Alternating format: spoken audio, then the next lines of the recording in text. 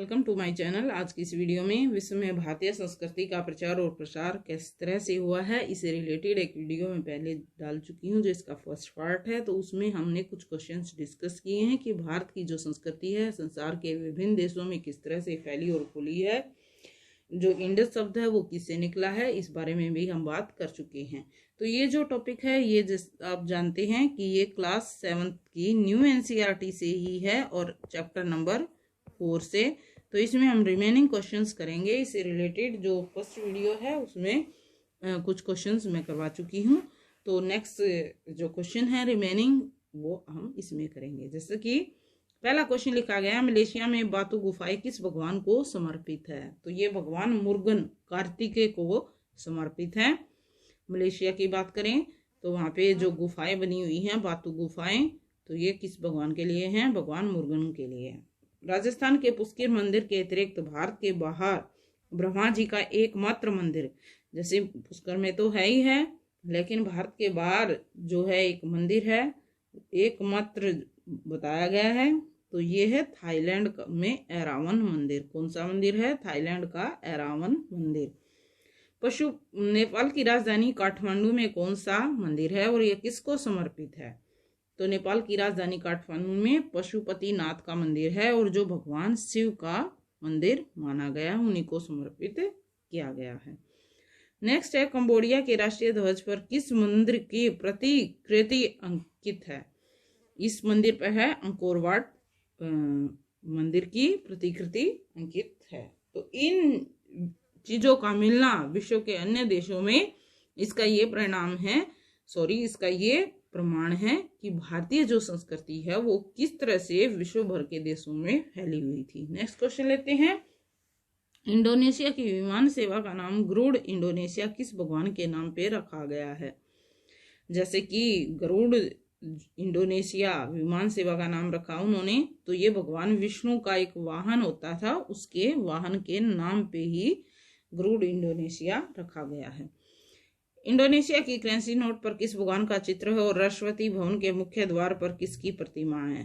Currency note है वहां की, जैसे कि इंडिया की करेंसी नोट है, उसी तरह से इंडोनेशिया की करेंसी नोट पे भारत के किस भगवान का, तो ये भगवान गणेश की चित्र बनाई हुई है और वहां के राष्ट्रपति भवन पर भी, भवन के मुख्य द्वार पे भी भगवान गणेश की प्रतिमा है। नेक्स्ट क्वेश्चन लेते हैं, बैंकॉक जो वर्ल्ड ट्रेड सेंटर है उसके बाहर मंदिर में किस भगवान की प्रतिमा स्थापित की गई है। जैसे इंडोनेशिया में भगवान गणेश है, तो यहाँ भी बैंकॉक का जो वर्ल्ड ट्रेड सेंटर है भगवान गणेश की ही प्रतिमूर्ति है। मलेशिया में सेना प्रमुख को क्या कहा जाता है। जो सेना का प्रमुख होता है तो उसको क्या कहा जाता है, लक्ष्मण। जैसे कि लक्ष्मण राम का छोटा भाई था, तो वो नाम भारतीय संस्कृति का ही हिस्सा माना गया है। थाईलैंड में किस प्रकार के अवशेष मिले हैं। अयोध्या के नाम से मिलता जुलता अयुथीय नगर जो है उसके अवशेष वहां पे मिले हैं थाईलैंड में। और क्या मिला है थाईलैंड में जैसे कि भगवान जो गणेश के नाम पे ही बैंकॉक वर्ल्ड ट्रेड सेंटर के बाहर प्रतिमा लगाई गई है। नेक्स्ट क्वेश्चन लेते हैं, इंडोनेशिया के किस शहर का नाम मथुरा और मधुरे से मिलता जुलता है। तो ये है मधुर। ठीक है, ध्यान और योग की विधि किस तरह चीन में किस तरह से पहुंची। तो कांचीपुरम का विद्वान है बोधि धर्म, उसके माध्यम से जो चीन में चान के नाम से भी प्रसिद्ध हुई है। ये जो विद्वान है बोधि धर्म, ये इस विधि को चाइना में लेके गया है और इसका नाम वहां पे क्या रखा गया है, चान।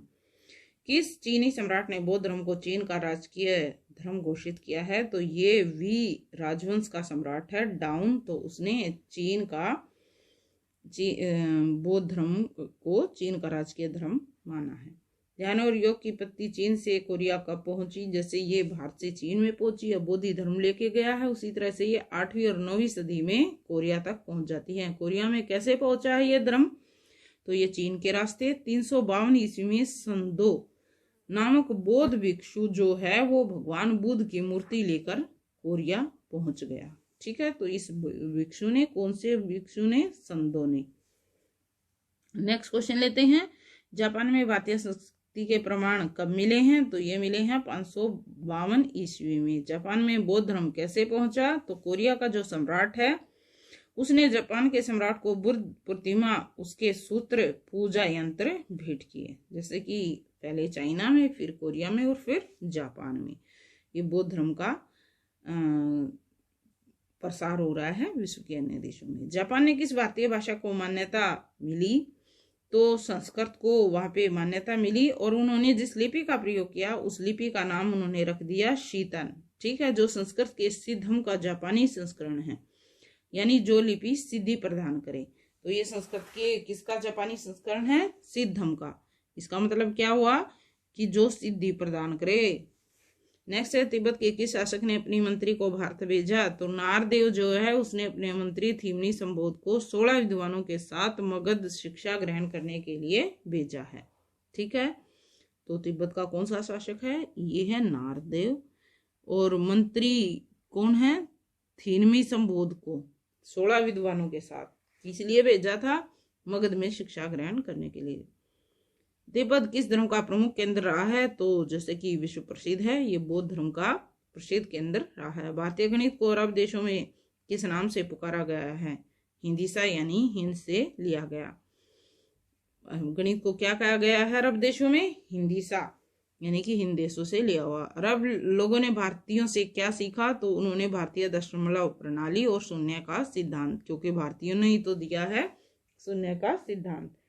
खगोल के विज्ञान के प्रसिद्ध ग्रंथ ब्रह्मा स्फुट सिद्धांत का अरबवासी किस नाम से उच्चारण करते थे या किस नाम से उसे जानते थे? तो वो उसे सिंधीन कहते थे। ठीक है, यानी कि सिंध प्रदेश से रिलेटेड। तो इस वीडियो में ये चैप्टर कंप्लीट हो जाता है। So if like my video please share and subscribe my channel. Thanks for watching the video.